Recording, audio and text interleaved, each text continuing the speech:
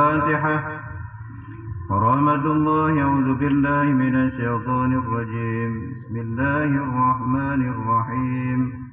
الحمد لله رب العالمين الرحمن الرحيم مالك يوم الدين إياك نعبد وإياك نستعين اهدنا الصراط المستقيم صراط الذين أنعمت عليهم غير المغضوب عليهم ولا الضالين آمين. أعوذ بالله من الشيطان الرجيم. بسم الله الرحمن الرحيم. Dan sebagian daripadanya itu bahwa sunat ziarah kepada orang yang sakit. Nah, kemarin tentang masalah hak-hak saudara muslim masih itu kan? Jadi hak saudara muslim sebagian daripadanya bahwa sunat ziarah kepada orang yang sakit.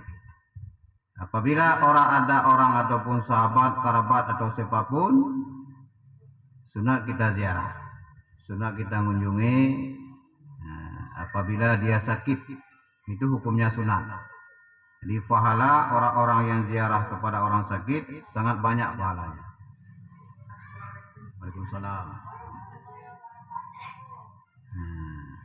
Ini bukuh. Ini enggak ada ini ya. Mana ini?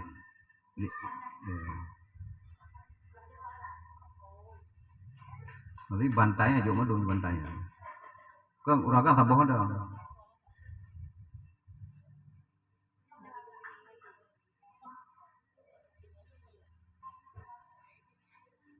Lah ya.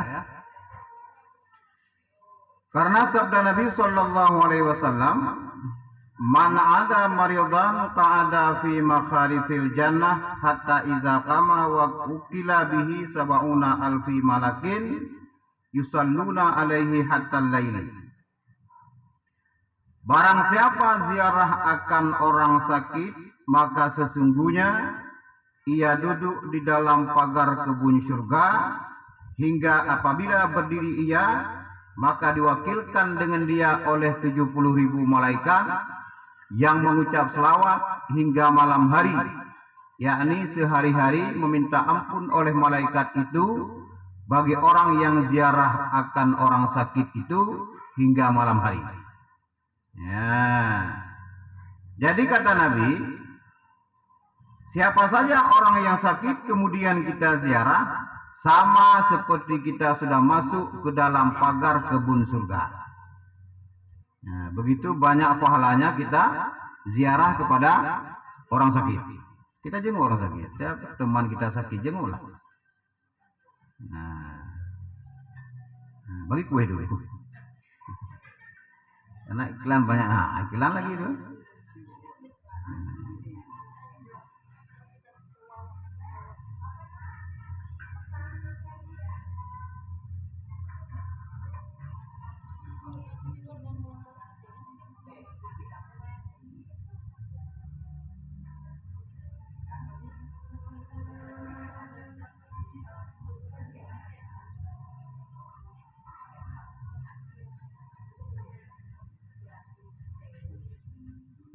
Cepat.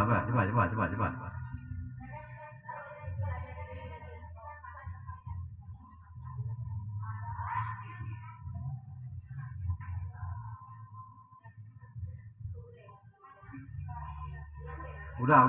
Ini udah. Kopi aja. Udah enggak apa-apa. Jadi gini ya. Kalau sudah mulai fokusnya ke sini, jangan ke anak-anak. Ya. Jadi kata Nabi, siapa saja yang ziarah kepada orang sakit sama saja sudah duduk di dalam pagar kebun surga. Nah, begitu. Jadi begitu banyak pahalanya. Kita seperti orang masuk ke dalam majelis zikir, orang itu sudah masuk ke taman-taman surga. Kalau kita ingin masuk ke kebun surga, dalam pagar kebun surga, sering-seringlah jenguk orang sakit. Jangan nanti ngomong ke temannya, kamu pengen ini enggak? Jenguklah saya lagi sakit. Nah, kalau pengen masuk surga. Kemudian apabila kita pulang, kemudian kita berdiri mau pulang, Allah Ta'ala mewakilkan 70.000 malaikat, tugasnya mengucap selawat kepada kita sampai malam hari. Kita jenguk zuhur misalnya. Kemudian kita pulang, 70.000 malaikat mengucap selawat kepada kita, istighfar minta ampun kepada kita sampai waktu malam. Begitu luar biasanya orang-orang ataupun pahala orang-orang jenguk orang sakit. Ya, paham kan? Makanya jangan sungkan-sungkan. Kalau ada teman sakit langsung jenguk. Oh, saya nggak bawa apa-apa, nggak ada jeruk, nggak apa-apa. Itu bukan wajib. Yang sunnah kita bawa itu doa ke sana itu. Dan kita yang sakit jangan nanya, nggak bawa jeruk. Yang gitu. Kok tangan kosong sih? Jenguk itu sudah perkara bagus. Oh, nggak bawa apa-apa. Dan lagi sabda Nabi Sallallahu Alaihi Wasallam, "Iza adal muslimu akhahu wazarahu, qala Allah Taala, tibta wa taba mamsyaka wa tabawwata manzila fil jannah." Apabila mengunjungi oleh orang muslim akan saudaranya yang muslim dan ziarah ia akan dia, maka firman Allah Ta'ala, baiklah engkau dan baiklah perjalananmu itu dengan mengambil tempat oleh engkau di dalam surga. Ya, dalam hadis yang lain kata Nabi, apabila ada orang yang mengunjungi orang-orang muslim oleh orang muslim akan muslim yang lain, akan saudaranya muslim lain, apabila ketika sakit kita ziarah, kata Allah Ta'ala, baiklah engkau dan baiklah perjalanan engkau dan engkau telah mengambil tempat di dalam surga. Dalam perjalanan baiklah engkau pertama. Baiklah perjalananmu kata Allah Ta'ala, dan engkau telah mengambil tempat dalam surga. Begitu luar biasanya pahala apabila kita ziarah orang muslim, lebih-lebih dia lagi sakit. Ya, paham ya? Dan bermula adab-adab orang yang ziarah orang yang sakit itu ada 5 perkara. Kita sering jenguk, ini adabnya. Ya, jangan nanti kita pusuk orang-orang kan. Ini ada 5 adab di saat kita mengunjungi orang-orang sakit. Bermula yang pertama, meringankan akan duduknya itu. Dan kata Tawas rahimallahu ta'ala, afdalul ayadah akhafuha, bermula yang terlebih afdal ziarah kepada orang yang sakit itu, yaitu meringankan akan dia. Yang pertama adab menjenguk orang sakit adalah meringankan duduknya, enggak usah lama-lama. Makna meringankan di sini tidak usah, sebentar saja, kira-kira setengah jam bagaimana keadaannya, itu saja. Jangan ngobrol lama-lama, apalagi dia sakit parah misalnya di rumah sakit. Jadi ringankan duduknya, kita sebentar saja. Kita masuk, lihat keadaannya, kita nanya bagaimana, kita berdoa segala macam, kita pulang. Mungkin dia istirahat, orang sakit kamu tuh istirahat. Ya, kita ngobrol, kecuali dia mau sembuh, sudah agak sembuh lain. Pertama, jangan gara-gara kita datang orang itu nambah sakit. Karena kita kelamaan di situ.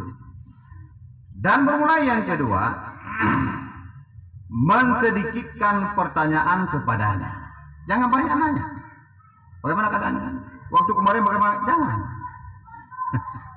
Jangan terlalu banyak nanya. Apalagi kita ngomong, kamu sakit apa? Saya sakit lambung. Kemarin teman saya meninggal. Itu nambah sakit. Bukan gara-gara kita datang orang itu sembuh, tapi nambah. Ataupun kita nggak ngomong kepadanya, kita ngomong ke ibunya. Sakit apa bu? Dia anak ibu itu. Ini sakit apa? Nggak enak badannya segala macam. Iya kemarin juga ada teman saya 3 hari. Ini udah meninggal dia. Jangan seperti itu. Jadi mensedikitkan pertanyaan. Kita nggak usah banyak nanya kepada orang sakit.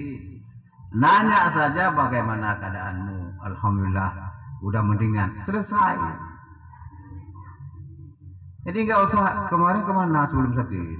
Kau makan apa? Makanya jangan seperti itu. Besok jangan lagi seperti itu. Nama sakit dianya. Kayak polisi nanya itu. Paham ya? Yang ketiga, menyatakan kasihan kepadanya. Baik-baiklah. Ya, sabar aja. Begitu. Biar cepat sembuh. Ini istirahatlah. Saya pulang dulu. Insyaallah 2-3 hari nanti saya kesini lagi. Jangan tiap hari. Nah itu sudah 3 kan? Yang pertama ringankan duduknya. Yang kedua sedikitkan pertanyaan. Yang ketiga menyatakan iba ataupun kasihan kepadanya. Dan bermulai yang keempat, memejamkan mata daripada melihat akan auratnya dan jangan masuk kepadanya melainkan meminta izin daripadanya. Kemudian yang keempat, apabila kita datang kepada orang sakit, kelihatanlah rambutnya, pokoknya kelihatanlah auratnya. Kalau kita perempuan dengan perempuan, rambut apa? Auratnya apabila kelihatan kita jangan lihat. Kita pejamkan mata, ataupun kita tutup. Kelihatanlah pahanya segala macam kalau perempuan dengan perempuan, kan? Batasan auratnya. Batasan aurat perempuan dengan perempuan. Sampai mana? Antara pusat dengan lutut. Kelihatanlah di atas lututnya. Kita jangan melihat. Ada tai lalat kamu di situ, enggak usah ngomong gitu. Tutuplah. Nah, ini disuruh pejamkan mata di sini apabila kita jauh. Apabila kita dekat, tutuplah itu. Yang kita lihat. Kemudian sebelum kita masuk, minta izinlah kepadanya ataupun kepada orang yang jaganya. Boleh kau masuk. Kalau ibunya ataupun siapapun yang jaga dia, jangan ini lagi istirahat. Kita jangan masuk. Kalau ada orang tidak ada orang di dalam, di saat kita mengutuk pintu jangan gede-gede, pelan-pelan. Assalamualaikum, jangan seperti itu. Jangan juga panggil namanya, tapi sebutlah alhamdulillah ataupun tasbih. Nah, gantian minta izin. Ya, paham ya?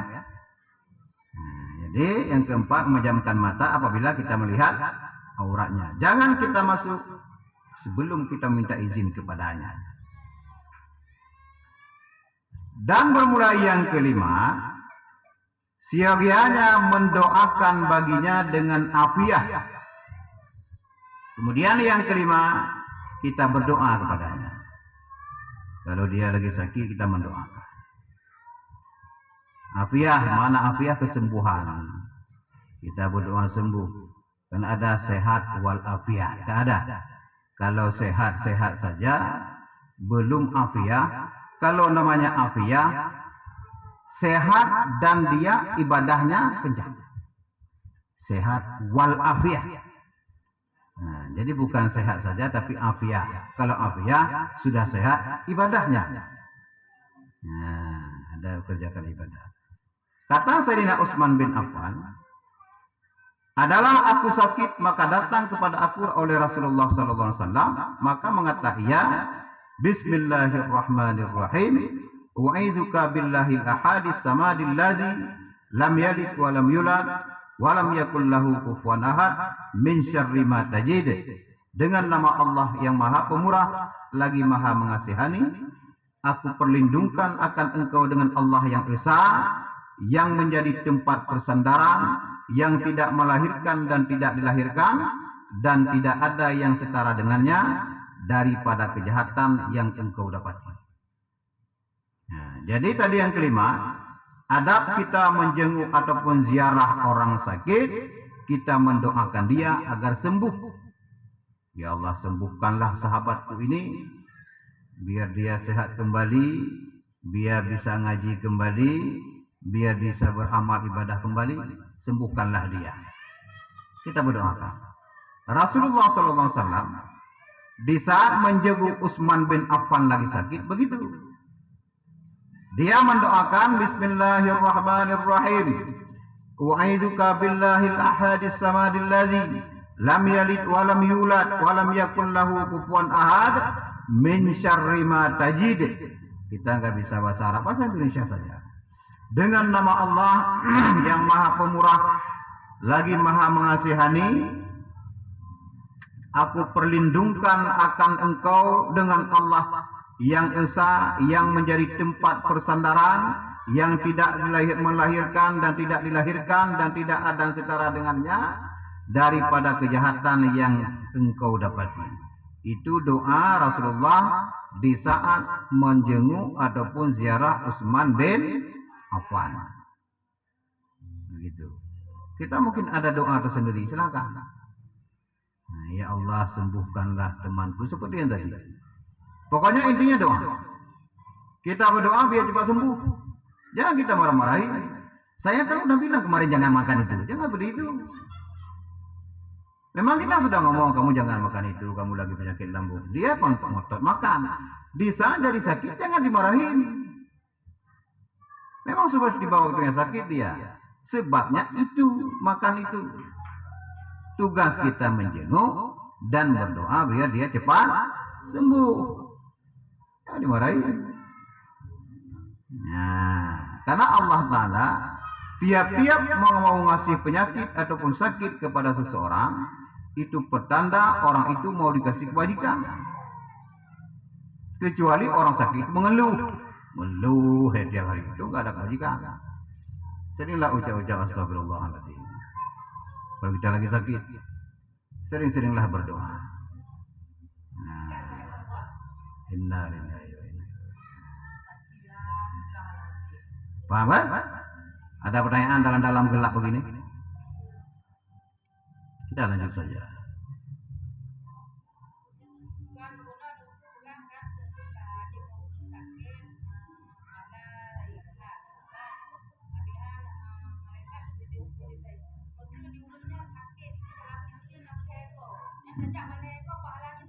Sabang.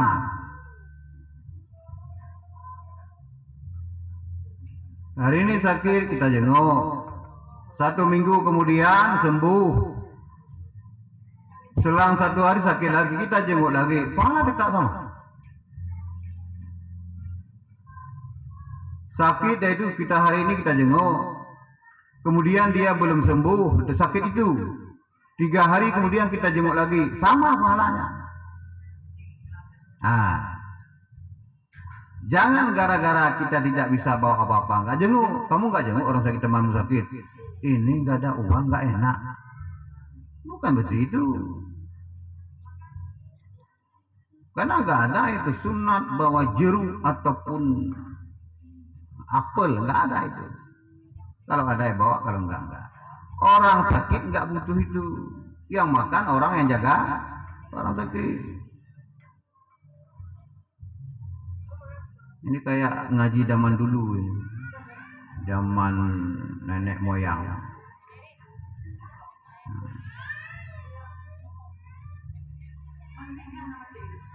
Gimana? Karena baterai. Pakai baterai.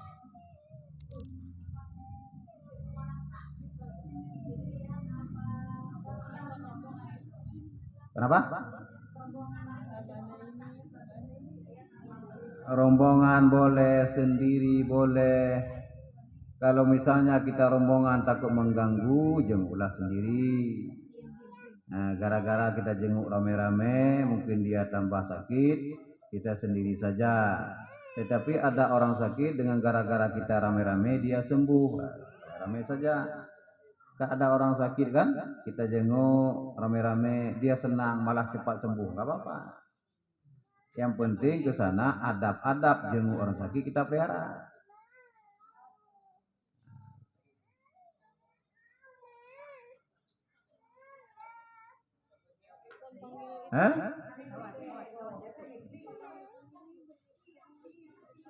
Ada lagi pertanyaan?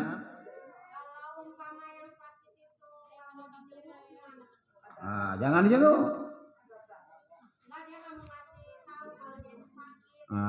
Jangan, berarti dia nggak mau jenguk, mungkin ada apa kan? Jangan dijenguk. Makanya tadi sebelum kita masuk ke tempat orang sakit kita minta izin dulu. Kalau nggak ada izin jangan masuk. Mungkin ada apalah dia. Nah gitu ya. Kalau kita telepon saudaranya, kami pengen mau jenguk. Oh jangan, ini yang sakitnya nggak mau dijenguk. Jangan jenguk. Nyampe ke sana saja kita harus minta izin dulu untuk masuk ke rumahnya.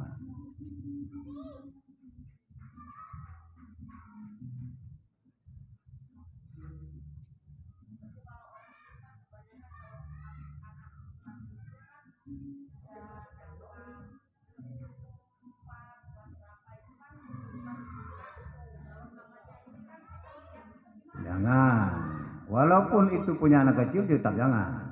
Saya laki-laki, jangan lihat, coba lihat itu, jangan.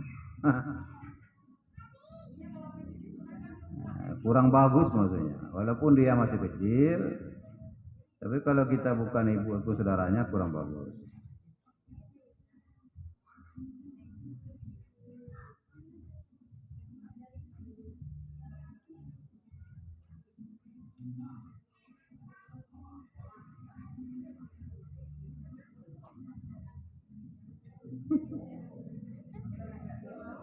Gimana?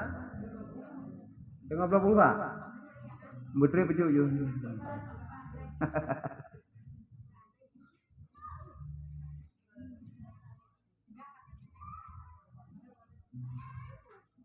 Ada lagi pertanyaannya?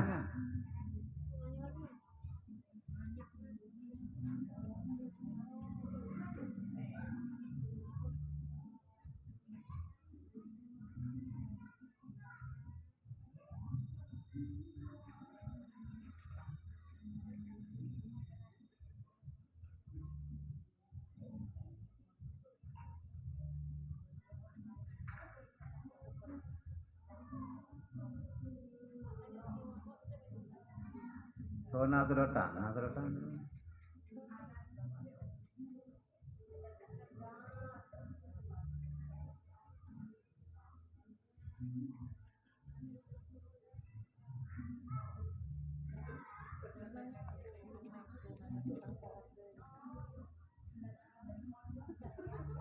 Iya, heboh terotan tuh pohon.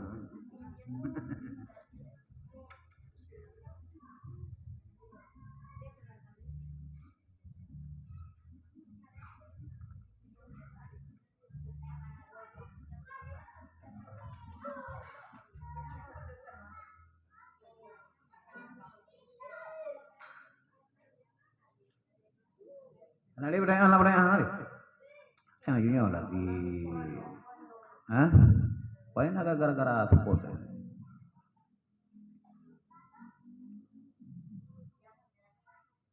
Ya mun.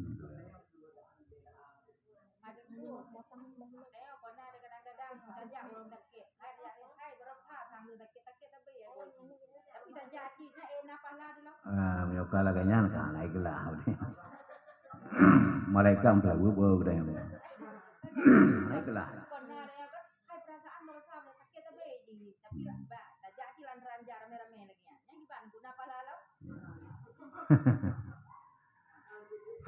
Nah cuma hanatatnya. Cuma beda kemenangan karena penyakit Allah Ta'ala itu. Kau kelaki kerut punya penyakit.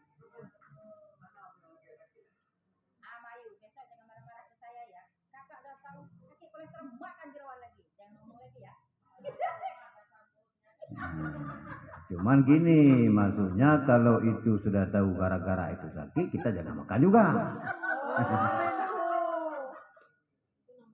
Sudah tahu kalau kita makan mangga mencret. Nah, makan 4.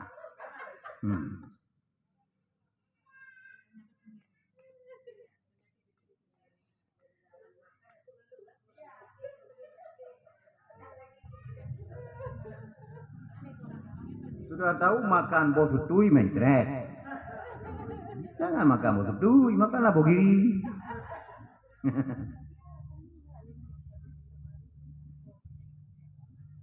Alhamdulillah.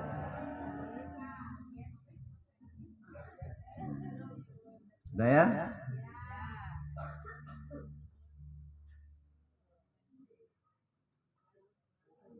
Dan lagi masuk Nabi Sallallahu Alaihi Wasallam kepada Sayyidina Ali radhiyallahu an pada ketika ia sakit, maka menyuruh oleh Nabi Sallallahu Alaihi Wasallam baginya dengan katanya, baca olehmu akan Allahumma inni as'aluka ta'jila afiatik au sabran ala baliyatik au khurujan minad dunia ila rahmatik. Hai Tuhanku, bahwa aku memohon akan Dikau akan segera menyembuhkan akan daku, ataupun sabar atas balamu, ataupun keluar daripada dunia kepada rahmatmu. Jadi pertama Rasulullah mengunjungi Utsman bin Affan sakit. Berdoa seperti tadi. Bismillahirrahmanirrahim. A'udzu billahi al-hadis samad alladzi lam yalid wa lam yulad wa lam yakul lahu kufuwan ahad min syarri ma tajid. Di saat sakit Sayyidina Ali, Rasulullah datang. Rasulullah menyuruh berdoa sendiri Sayyidina Ali-nya. Kata Rasulullah kepada Sayyidina Ali, baca olehmu akan Allahumma inni as'aluka ta'jila afiatik au sabran ala baliyatika au khurujan minad dunya ila rahmatika. Hai Tuhanku, bahwa aku memohon akan Dikau akan segera menyembuhkan akan daku, ataupun sabar atas balamu, ataupun keluar daripada dunia kepada rahmatmu. Itu yang disuruh oleh Rasulullah kepada Sayyidina Ali di saat Sayyidina Ali sakit. Makanya di saat kita kepada orang sakit, setelah kita berdoa kepada orang itu, kita nyuruh berdoalah ini. Seperti Rasulullah menyuruh Sayyidina Ali. Kita bahasa Indonesia saja, Allah sembuhkanlah diriku, cepatkanlah sembuh aku. Kemudian yang kedua, sabarlah atas balamu ini. Kalau saya mati, matilah ataupun keluar daripada dunia kepada rahmatmu. Itu. Kita berdoa sendiri. Ya Allah, sembuhkanlah penyakitku. Sabarlah atas balamu ataupun musibahmu ini. Berilah kesabaran. Bila saya meninggal ya Allah, bila saya mati dengan gara-gara sakit ini, saya mati dalam rahmatmu. Makna rahmat kasih sayang. Kita mati, kita meninggal di saat kita sakit, meninggallah dalam kasih sayang Allah Ta'ala. Karena di saat diberi sakit, Allah Ta'ala ingin memberi kebajikan kepada orang itu. Makanya kata Sayyidina Aisyah radhiyallahu anha, apabila seorang muslim tidak ada lagi kebajikan dalam tubuhnya, Allah Ta'ala akan beri sakit kepadanya. Biar ada kebajikan. Karena orang-orang sakit pasti mengucap astagfirullah. Walaupun dia nggak pernah salah. Allah. Setelah sembuh, nggak ada itu. Makanya kamu sering-sering dikasih sakit seperti itu. Ini udah enggak salah, dikasih sering sakit, nggak pernah astagfirullah.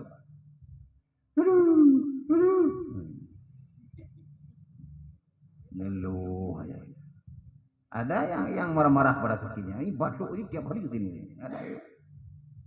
Malah dia maki-maki di tempat penyakit itu. Nggak boleh. Syukur kita dikasih sakit. Siapa tahu kita sebelum meninggal dikasih sakit dulu. Ada peluang untuk tobat. Paham ya?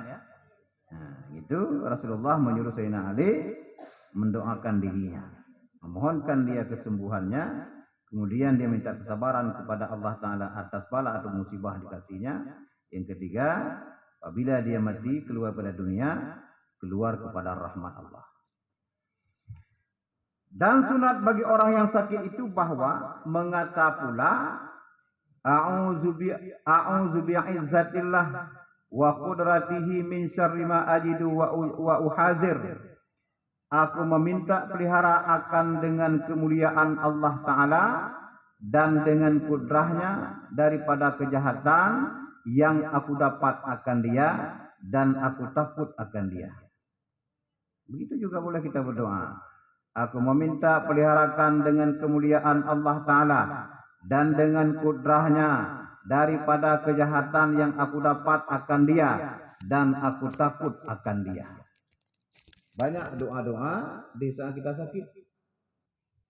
Banyak kita lakukan. Dan lagi hadis yang diriwayatkan oleh sebagian ulama seperti disebutkan oleh Sayyidi Syekh Abdul Qadir Jailani rahimahullah ta'ala di dalam kitabnya Ghaniyah, bahwa adalah Nabi sallallahu alaihi wasallam apabila datang akan dia oleh suatu penyakit, maka membaca ia atas dirinya akan qul a'udzu birabbil falaq dan qul a'udzu birabbin nas, kemudian maka dihembuskan kepada dirinya itu. Rasulullah apabila datang sakit, kebiasaan sakit para nabi, batuk, demam, itu sakit para nabi. Di saat datang sakit, Rasulullah membaca surah Al-Falaq dan surah An-Nas, kemudian dia menghembuskan kepada tubuhnya sendiri. Makanya kalau sakit lakukanlah itu. Tapi yang ikhlas, yang benar bacanya. Setelah selesai, tiuplah kepada Anda. Kalau ada bayi-bayi sakit, kenapa disuruh baca itu? Bayi nangis gede-gede, baca Al-Falaq. Kita sudah 100 kali kita baca, enggak sembuh-sembuh nyakit itu, anak itu. Bukan surahnya yang salah, bacanya yang salah. Baca mungkin sampai marah, kalau itu falak mungkin sampai begitu. Bukan salah ayat. Karena orang baca Yasin gak ada itu. Sudah 4 kali baca Yasin, hantu lihat. Malah nanya, baca apa dia itu? Enggak lari. Karena orang baca juga berhantu. Coba orang baca itu ada salat. Orang yang sering berzikir, takut hantunya. Baru gerak Yasin, lari dia. Udah 4 kali khatam, belum ada apa-apanya dia. Tawa dia.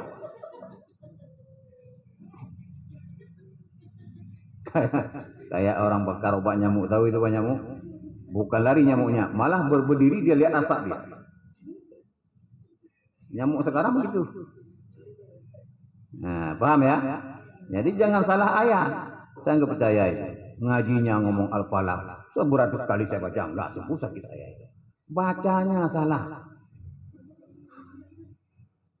Coba yang benar itu, yang jelas bacanya. Ingatlah kepada Rasulullah, dia pernah melakukan seperti itu. Itu. Qul a'udzu birabbil falaq min syarri ma khalaq. Habis selesai semuanya, tiuplah kepada Anda. Bacalah sampai 3 kali. Kalaupun belum sembuh, cari doa lain. Belum juga sembuh, suruh doa kepada orang lain. Nah, mungkin kita nggak beres cara bacanya, suruh baca sama orang lain. Biar orang lain yang sembuh kan. Nah, paham ya?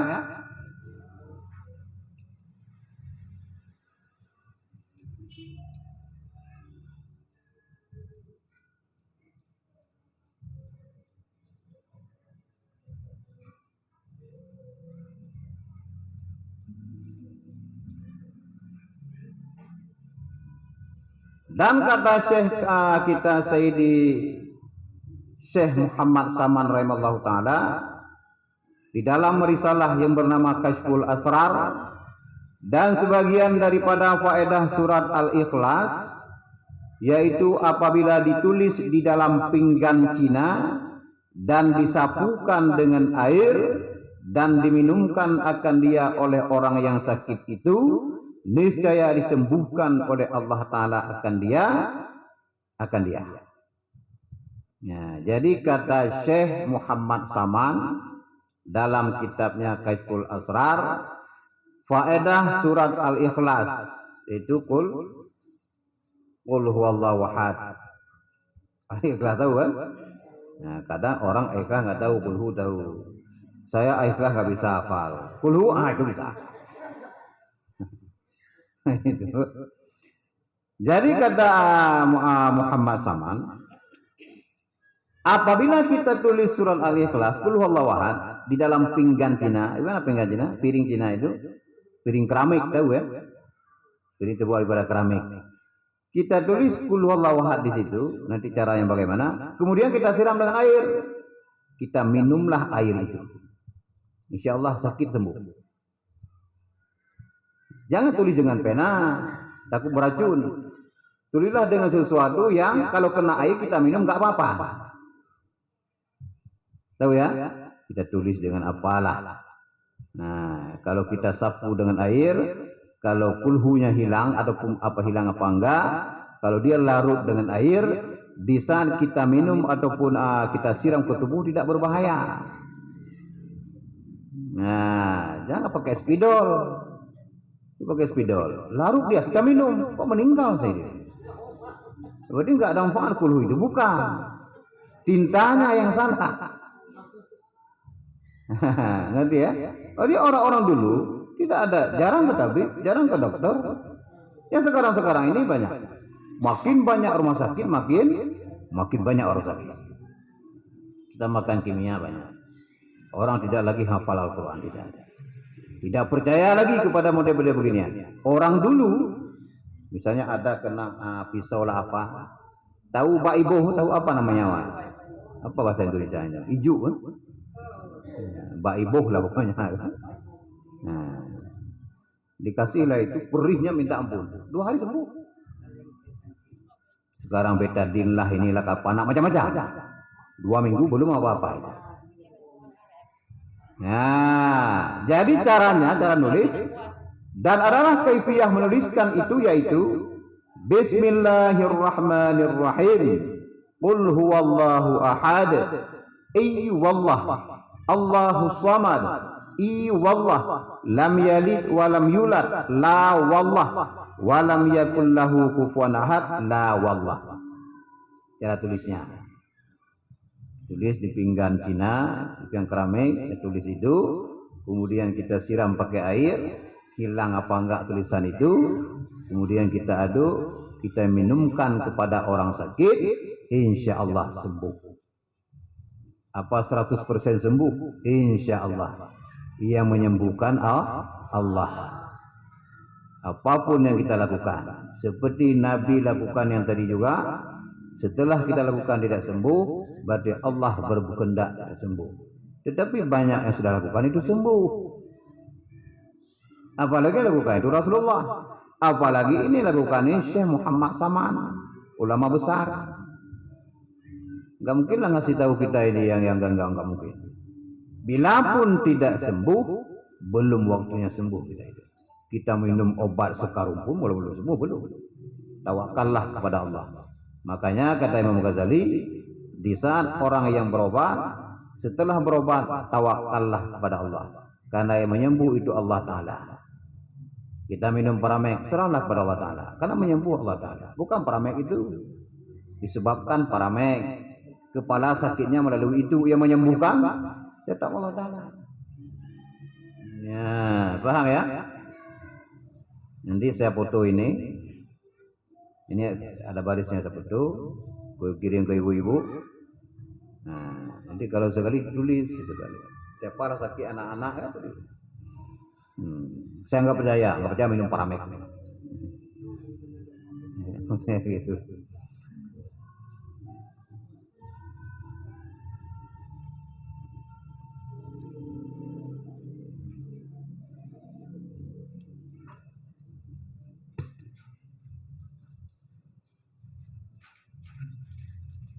Dan kata Sayyidi Abdul Qadir Jailani qaddasallahu sirrah, sesungguhnya telah berkata sebagian daripada sahabat kami bahwasanya ditulis bagi orang yang susah beranak. Ya, beranak. Susah beranak, dengar nih. Ditulis bagi orang yang susah beranak itu di dalam pinggan Cina ataupun di dalam sesuatu tempat bejana yang suci. Apa ditulis? Bismillahirrahmanirrahim. La ilaha illallahul halimul karim. Subhana rabbil arsyil azim. Alhamdulillahi rabbil alamin. Ka'annahum yawma yarawnaha lam yalbasu illa asiyatan aw duhaha. Ka'annahum yawma yarawna ma yu'aduna lam yalbasu illa sa'atan min naharin balaghun. Fahal yahlaku illal qaumul fasiqun. Kemudian maka dibasuh dengan air dan diminumkan akan dia dan disapukan yang tinggal dalam bejana itu kepadanya. Susah berenang. Makanya kalau orang-orang yang orang alim, kalau didatangi orang-orang tidak berenang, dikasih model-model begini. Ya, datang ke dukun, ada sebagian begini dikasih. Ditulis Bismillahirrahmanirrahim sampai habis illal qaumul fasiqun di piring yang kayak tadi itu, kemudian disiram dengan air, kemudian diminumkan disiram ke tubuh orang itu, lebihnya diminum. Boleh di piring ataupun di dalam bejana yang suci, dalam ayan, tahu ayan ya? Ayan lah, apapun lah, nggak usah piring, baskom bisa. Yang tinyaknya ubud itu rayai.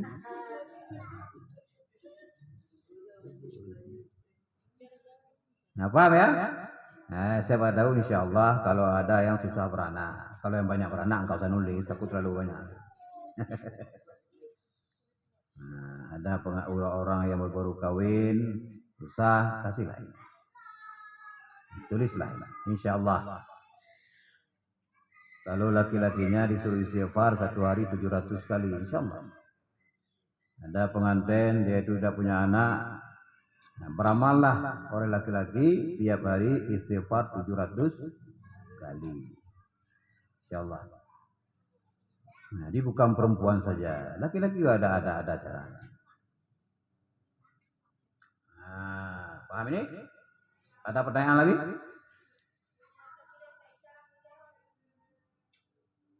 Guna merihna, guna buduh. Nah, tulis dengan buna. Pokoknya di saat kita tulis dengan hal-hal yang di saat kita siram dengan air tidak berbahaya di saat kita minum. Apalah yang tinta yang mengandung makanan lah kan? Pakai air juga bisa, ada keciri dia di situ. Kalau enggak dengan agar tulisnya, kenyang lagi nanti kan. Nah, ini enggak terlalu panjang. Jangan dipoto, ditempel, jangan ditulis ini. Nanti dipoto tempel situ.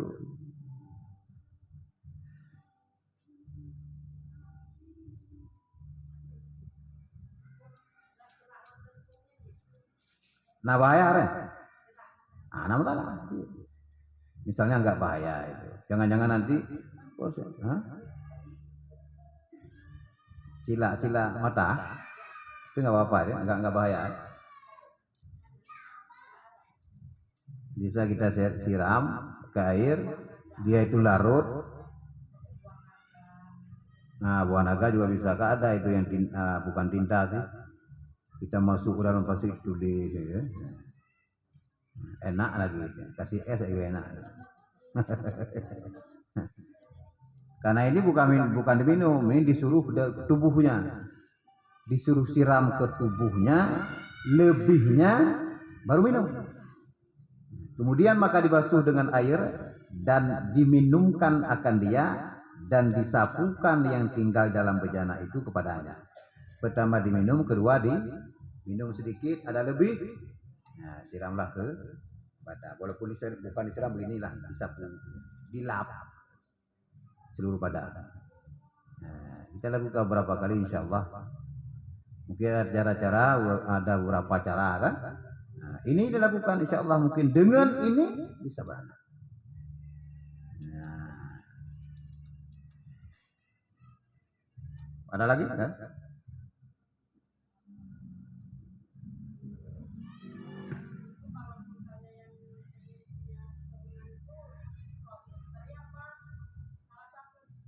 Ini kepada si istri yang nulis si suami ataupun istri boleh nulis sendiri, kemudian diminum, kemudian lebihnya dilapkan ataupun disapukan ke tubuhnya. Ini istri saja. Suaminya istighfarlah per hari 700. Itu ada pernah surah seperti itu.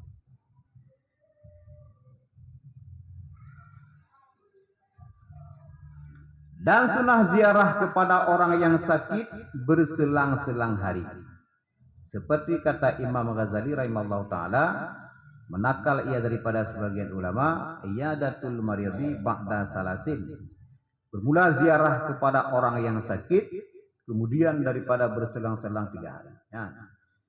Pada amakailah benar. Dia sakit belum sembuh. Kita sudah ziarah sekali hari ini. Belum sembuh. Kalau kita pengen jenguk lagi, tiap hari boleh. Tapi yang disunatkan selang 3 hari. Berarti hari keempat. Datang kita hari ini sakit dia. Belum sembuh. Kita selang sampai 3 hari kemudian, kita jenguk lagi. Itu sunat. Kalau tiap hari tidak. Mengganggu orang sakit. Belum sembuh, kita jenguk lagi lah. Dapat sunat itu selang 3 hari. Mungkin dia teman, sahabat kita sangat akrab kan? Nah, kan ada orang kadang-kadang sakit sebulan ataupun 2 bulan. Kalau kita pengen jenguk per 3 hari, per 4 hari, hari keempat. Nah, itu sunat. Itu kata Imam Ghazali seperti itu. Dan sabda Nabi sallallahu alaihi wasallam, "Aghibu fil iyadah wa arbi'u fiha." Selang-selangkan oleh kamu di dalam ziarah kepada orang yang sakit itu dan pergi ziarah kepadanya pada hari yang keempat. Sama kan? Kata Imam Ghazali tadi berselang 3 hari. Kata Nabi pada hari yang keempat. Hari ini kita datang, hari keempat dia sakit belum sembuh, datang lagi. Itu sunnah. Setiap hari mungkin gak enak lah kan? Selang-selang 3 hari. Nah. Dan sunat bagi orang ziarah itu menaruhkan akan tangannya pada dahi orang yang sakit itu dan pada tangannya dan menanya ia akan dia seperti sabda Nabi sallallahu alaihi wasallam, tamamu ayadatil marid ayyada'a ahadukum yadahu ala jabhatihi wa ala yadihi wa yas'aluhu kaifa huwa wa tamamu tahiyatikumul musafahah. Sempurnaan ziarah akan orang sakit itu bahwa menaruhkan oleh seseorang kamu akan tangan atas dahi orang yang sakit itu ataupun di atas tangannya dan menanya ia akan dia betapa ia. Dan kesempurnaan memberi salam itu yaitu berjabat tangan. Kata Nabi, sunat di saat kita ziarah ataupun mengunjungi orang sakit, pertama kita naruh tangan di atas dahi. Karena kalau orang sakit pasti dahinya panas kan? Tangan kita, kalau bukan di dahi, di tangannya. Kalau sesama perempuan, jangan lagi datang sama suaminya naruh di atas perempuan, jangan. Taruh tangannya, itu sunat itu. Kita pegang.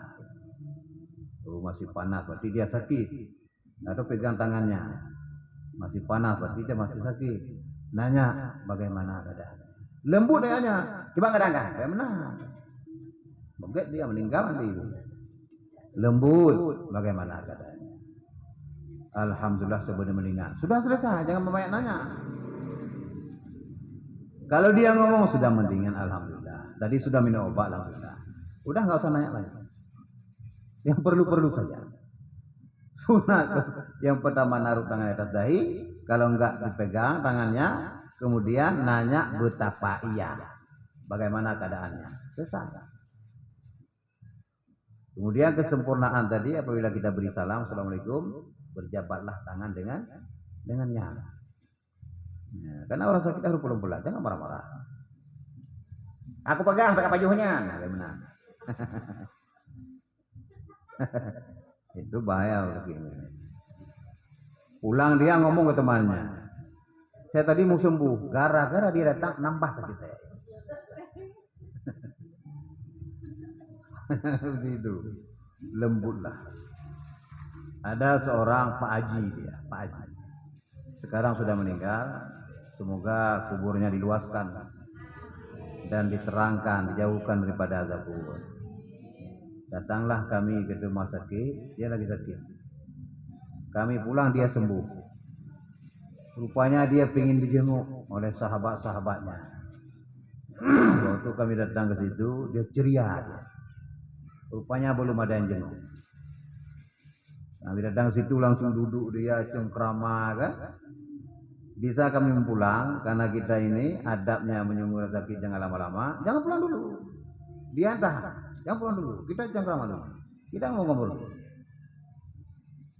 2 hari setelah kami jenguk itu pulang. Sudah sembuh. Kadang-kadang kita mental kita pengen ngobrol sama teman, sama sahabat. Ini nggak ada yang jenguk dia gitu. Kita mah down mentalnya. Bisa kita jenguk, kita doakan, disitulah sembuh orang. Kita bikin dia ceria. Ada lawak lelucon sedikit kan, tapi jangan lama-lama. Tapi kalau dia ngomong, jangan pulang dulu. Berarti dia minta, nggak apa-apa. Pokoknya jangan pernah berpikir, saya nggak mulai jenguk dia, nggak ada buah tangan, nggak begitu. Kita sakit jangan melihat dia bawa apa, kita yang mau jenguk, jangan mikirkan saya bawa apa. Tugas jenguk dia sakit, kita jenguk. Dan nyampe ke sana kita berdoa. Nanya halnya bagaimana. Kalau kita sakit jangan bawa apa. Kok nggak bawa apa-apa. Nambah sakit kita itu. Kok bawa kelengkeng sih mereka pengen anggur sayanya. Itu sakit, pengen bawahan dia itu. Gak ada rumit itu kan. Bawa apa? Jeruk. Kok jeruk sih? Itu udah ada jeruknya. Lain. Mana orang sakit itu? Itu kita berdoa jangan sembuh, meninggal dia itu kita berdoa.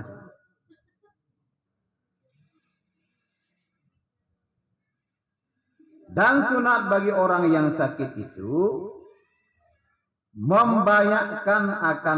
banyakkan sabar daripada sakitnya. Dan jangan banyak mengadukan sakitnya itu kepada orang.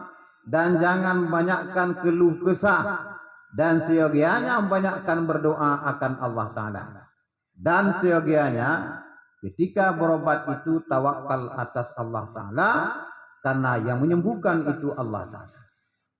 Kemudian sunat bagi orang sakit membanyakkan sabar. Sabarlah. Itu musibah. Bala Allah Ta'ala kasih kepada kita. Sabar. Seperti Sayyidina Ali yang disuruh berdoa oleh Rasulullah. Ya Allah sembuhkanlah aku.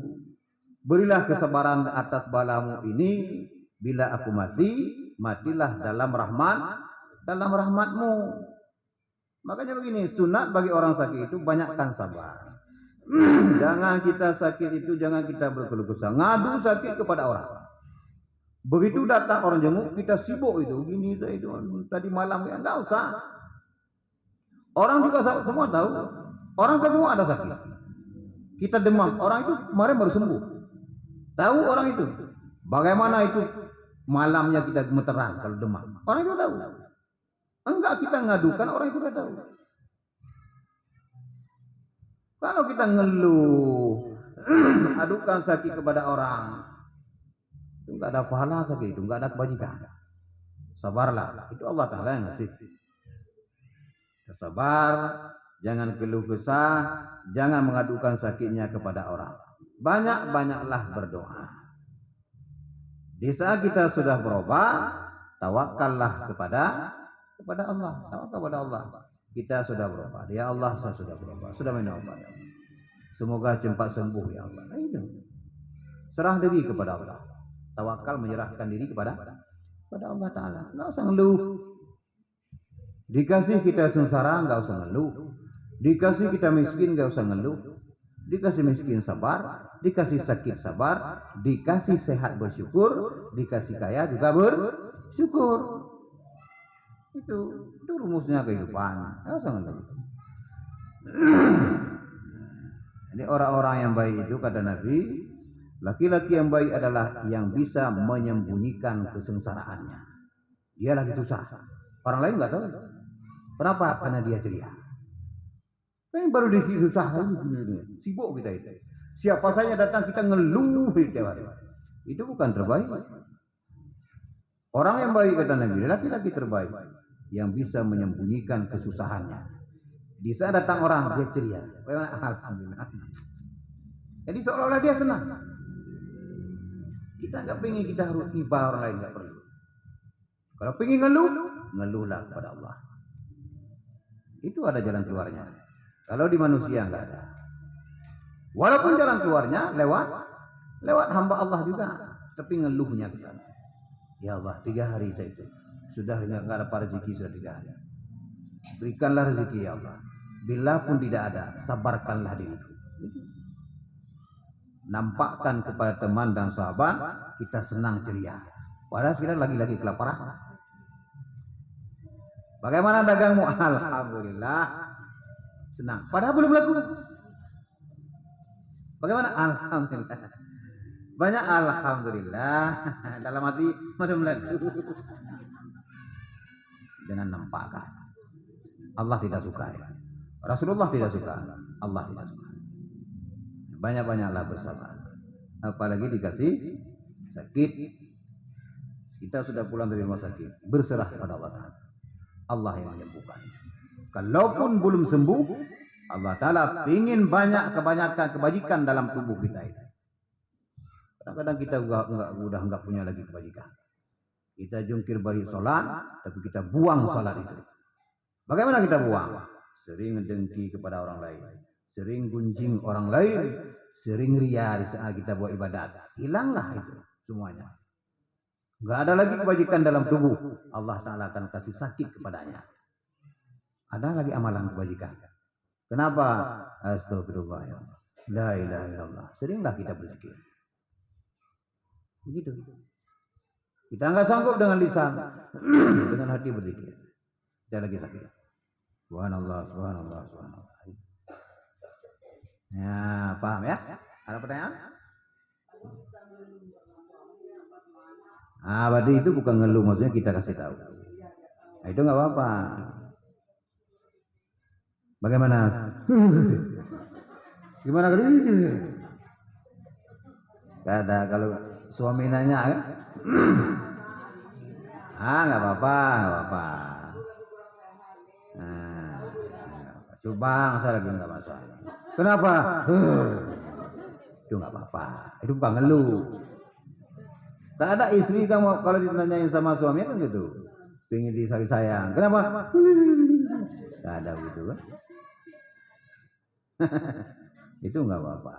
Yang dikatakan di sini jangan ngadukan sakit itu kepada orang lain. Kalau kita ngeluh ke dokter misalnya, sudah tanya ke dia nanya, sakit apa bagaimana keadaannya? Itu kita ngasih tahu, bukan ngeluh, bukan ngadukan. Ini orang yang ziarah ke kita, belum duduk sudah sibuk. Itu jangan boleh, sabarlah.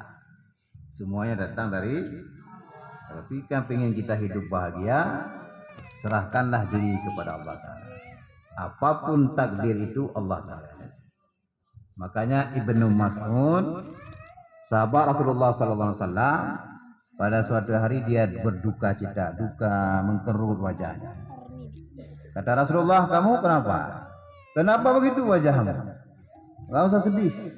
Apapun yang Allah takdirkan kepada engkau, pasti engkau dapat. Allah ada rezeki untukmu, pasti engkau dapat. Kenapa sedih? Cuma enggak seperti yang kau harapkan.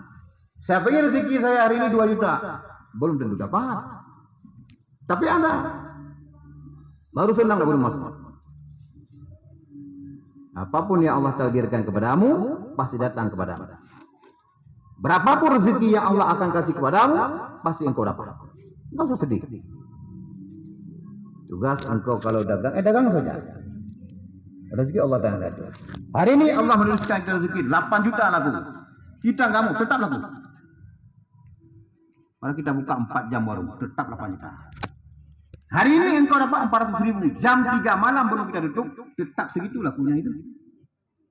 Menjerit kita pun tetap segitu. Bisa berapapun dapat, alhamdulillah. Bersabarlah. Kadang-kadang Allah Ta'ala menguji kita ini.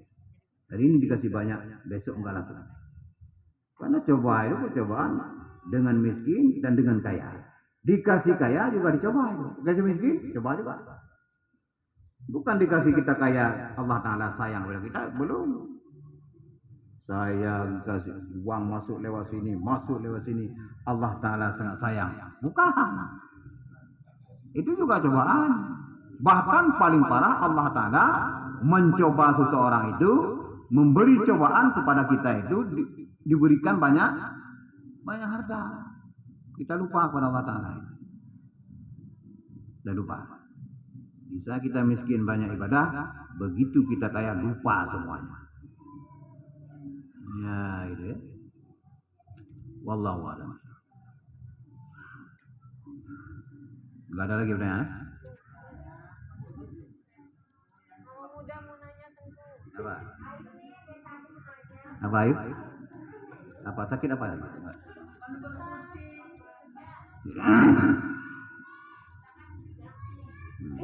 Yang gede, kanan suara musik gede.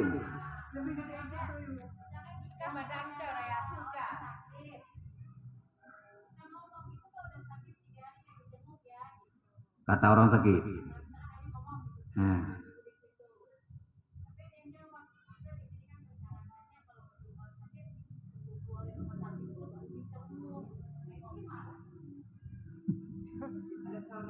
Masa ada syaratnya jemur lagi?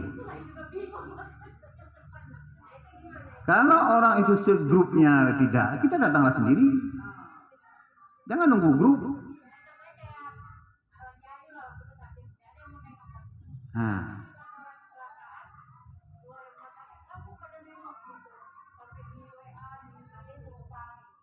Yang WA orang sakit.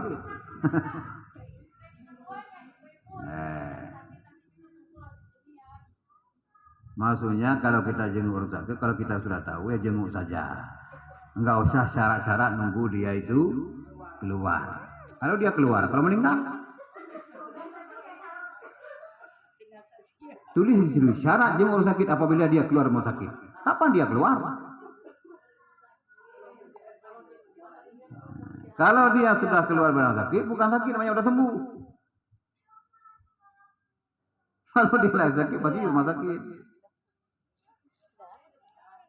Makanya kita gini, kadang-kadang sudah bukan lagi jenguk orang sakit, sudah nggak tahu lah cara-cara model begitu. Makanya Rasulullah, siapapun mendengar aja ada yang sakit, langsung pergi dia. Nggak pernah mengharap sahabat datang, nggak ada. Langsung dia pergi. Kalau sahabat mau datang, ya silakan. Maupun Yahudi sakit, dia tak jenguk. Nah, bukan saja orang Muslim. Kita kan ada hak sekampung, kan? Kita bertetangga. Tapi dia musyrik. Kalau dia sakit, kita tidak sembuh, jenguk. Hak tetangga. Nah,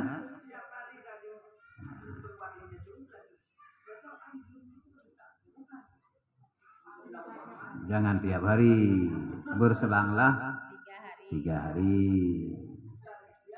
Kalau misalnya Tengku, benar kan tak sahabat atau tetangga ada pahala di Korea. Masih banyak abang kandung yang sakit, ada kakak kandungnya memang kewajibannya lagi.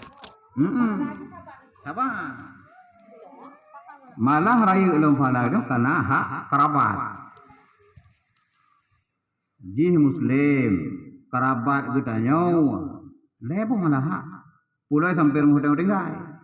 Hak tetangga, hak Muslim, hak kerabat. Banyak dia ini. Abang, sepupu, siapapun lah, Pak Cik. Nah, cepat-cepatlah kita jenguk. Banyak pahalanya. Makanya paling banyak kita bersedekah, paling banyak pahala, sedekahlah kepada kerabat. Makanya ada Ibnu Talhah kalau nggak salah namanya, dia tahu kata firman Allah Ta'ala, belum sempurna kita bersedekah sebelum kita bersedekah apa yang kita sayang. Dia ada satu kebun, sangat sayang kepada kebun itu, banyak kurma dalamnya. Di saat dia tahu seperti itu, dia ngomong kepada Rasulullah, ya Rasulullah, saya ingin jual kebun ini, kemudian saya bersedekahkan uangnya kepada fakir, miskin, dan kepada perang sabil. Kata Rasulullah, kalau itu yang engkau lakukan, wajib pahala bagimu. Dan engkau masuk surga. Tetapi ada perkara yang lebih dari itu, sedekahkanlah itu kepada kerabatmu. Berarti kamu melebihi pahala kita bersedekah kepada perang sabil dan fakir miskin yang lain daripada kita bersedekah kepada kerabat. Lebih banyak kita pahala kita bersedekah kepada adik kita yang miskin. Kita jauh dengan dia. Sedekah ke dia. Lebih banyak pahala itu ketimbang kita bersedekah kepada fakir miskin lain. Itu. Seorang laki-laki membawa nafkah ke rumahnya. Dikasih dia kepada keluarga dan anaknya. Lebih gede pahalanya ketimbang dia sedekah kepada perang sabilillah. Itu enggak ada lawan itu pahalanya. Seorang laki-laki kasih kepada istrinya, kepada anaknya. Pahalanya melebihi dia bersedekah kepada perang sabil, kepada fakir miskin yang lain, apapunlah bentuk sedekah kepada yang lain. Begitu juga kepada kerabat. Pahala yang sangat besar. Makanya kalau kita ingin bersedekah, lihatlah kerabat sendiri dulu. Mampu apa tidak. Kalau tidak, kasihlah ke dia dulu. Ada lebih, lihatlah orang-orang miskin yang lain. Kalau orang miskin juga lagi butuh, bagilah dua. Kerabat dapat, orang lain juga dapat. Karena pahala luar biasa. Tapi orang miskin lainnya jangan disia-siakan juga. Mungkin ada tetangga orang miskin, ada kerabat kita jauh. Lihatlah ini dulu. Ini hak tetangga ini. Lihatlah ini, ada uang kita misalnya 1 juta. Kita ingin bersedekah dengan 1 juta itu. Kasihlah ke orang miskin 500.000, kasihlah kerabat 500.000. Jangan kerabat semua. Yang beda pahalanya di sini. Yang perlu kita katakan. Paham kan? Makanya kadang-kadang kita itu antara kerabat kita bermusuhan. Adik dengan kakak cun-cun muka gara-gara harta. Mana ejak pakai sakit cun-cun muka. Yang begitu. Banyak lah. Banyak antara adik kakak itu tidak baik. Itu yang kata Nabi, surga itu sangat jauh. Kalau kita 500 tahun belum sampai ke surga, sudah tercium baunya. Dan tidak akan didapatkan akan surga itu orang-orang yang memutuskan tali silaturahim dengan kerabatnya, dengan adiknya, kakaknya, pakciknya, apalagi dengan orang tua. Itu enggak ada surga itu. Orang durhaka kepada orang tua. Makanya kata Nabi, kata Allah Ta'ala kepada Nabi Musa, barang siapa yang durhaka kepada orang tuanya dan dia taat kepadaku, kata Allah Ta'ala menulis dia itu durhaka. Orang itu kepada orang tuanya durhaka. Kepadaku taat, kata Allah Ta'ala. Tetap ditulis dia durhaka. Dan barang siapa orang itu durhaka kepadaku, kata Allah Ta'ala, dan dia taat kepada orang tuanya, ditulisnya orang itu berbakti. Begitu mulianya orang tua. Orang enggak taat kepada Allah Ta'ala, tetapi kepada orang tuanya taat. Ditulis oleh Allah Ta'ala berbakti dia. Kita taat kepada Allah Ta'ala. Kepada orang tua, kita durhaka. Walaupun kita kepada Allah Ta'ala. Apa kenanya kita salat? Jungkir balik kita salat, orang tua kita bermusuhan. Enggak suka kita orang tua. Ibu kita enggak mau melihat dia. Pokoknya orang tua. Kita bangun jam 2 malam. Sedekah luar biasa. Apa gunanya? Enggak ada. Haram masuk surga. Manusia kadang kepingin tim jangan Tuhan, rinci dia kadang hai bilin tu di bantunya. Nya kan lain. Itu bukan tidak. Tidak. Durhaka apabila kita melanggar perintah suami. Cuma seorang suami di saat seorang istri, bang, saya pengen jenguk ibu, izinlah. Maksudnya kalau misalnya tidak diizinkan, jangan marah ke suami. Maksudnya itu mana durhaka?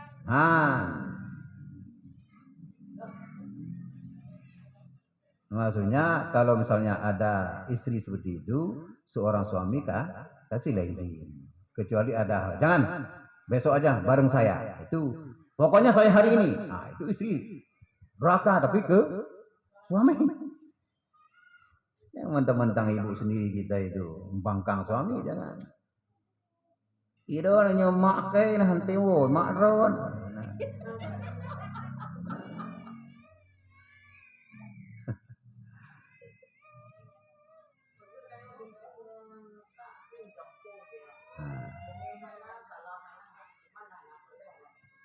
Nah, anak matalah anak sakit hati. Tetapi lebih bagus telepon lah sesekali. Kenapa kita sering nelpon teman? Adik enggak? Mana sahabatku? Buah mangga udah ini? Mangga nanya. Ibu, adik itu enggak pernah. Enggak pernah kita video call. Kapan? Lebaran. Memang kita enggak bersakitan hati, tetapi kurang baik. Jagalah silaturahmi, jangan sampai di sana buruk sangka, di sini juga buruk sangka. Kenapa dia enggak pernah nelpon saya? Apa itu marah dengan saya? Jangan begitu. Jagalah hati, karena sangat sulit kita menjaga hati. Apalagi jaga hati kerabat. Enggak ada gunanya sedikit pun kita salat, kita ibadah-ibadah yang lain, kalau dengan kerabat sendiri kita bermusuhan. Itu. Kalau dengan orang tua memang lebih parah. Itu sangat bahaya. Adik, kakak, kan siapapun. Ada lagi? Ada lagi?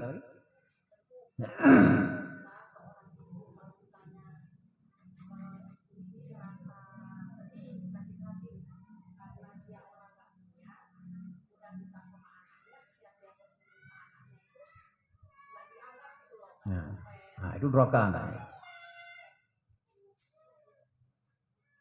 Itu durhaka. Anaknya. Ibunya kunjung kepada anaknya enggak? Padahal kemana sudah dia? Yang sudah?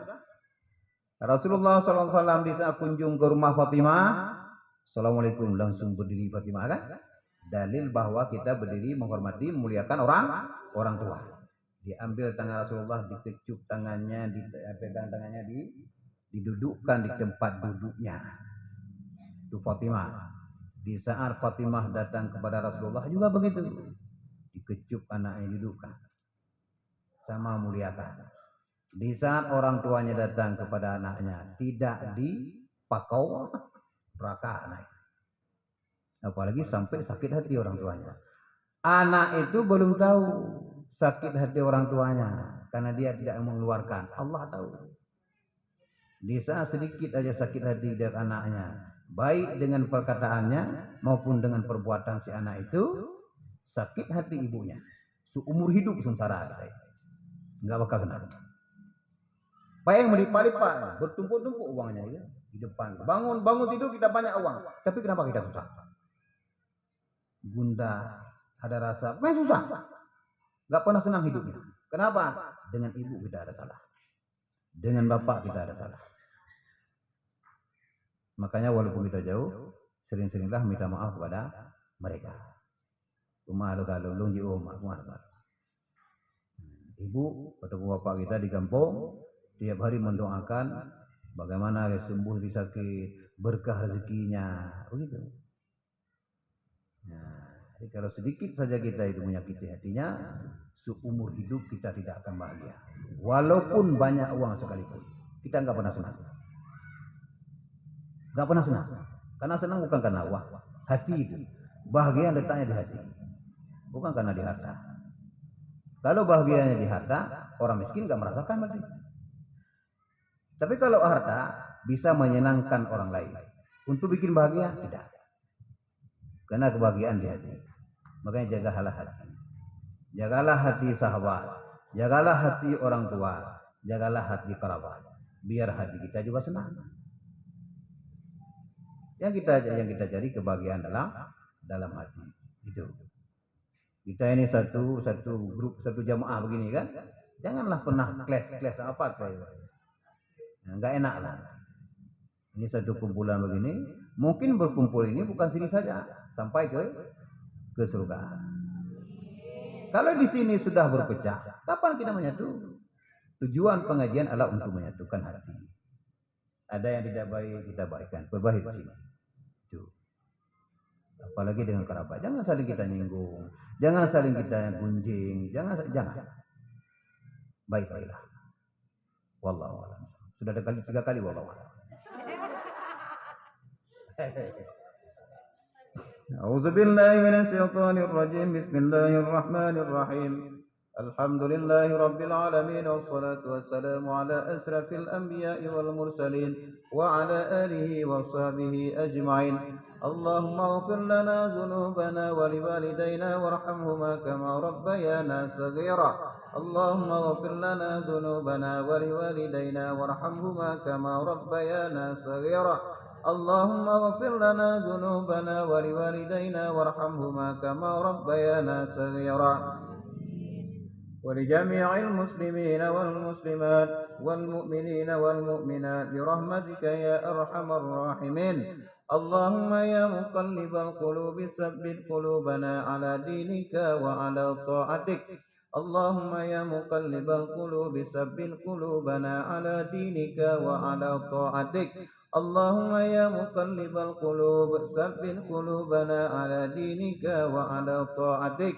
ربنا آتنا في الدنيا حسنة وفي الآخرة حسنة وقنا عذاب النار.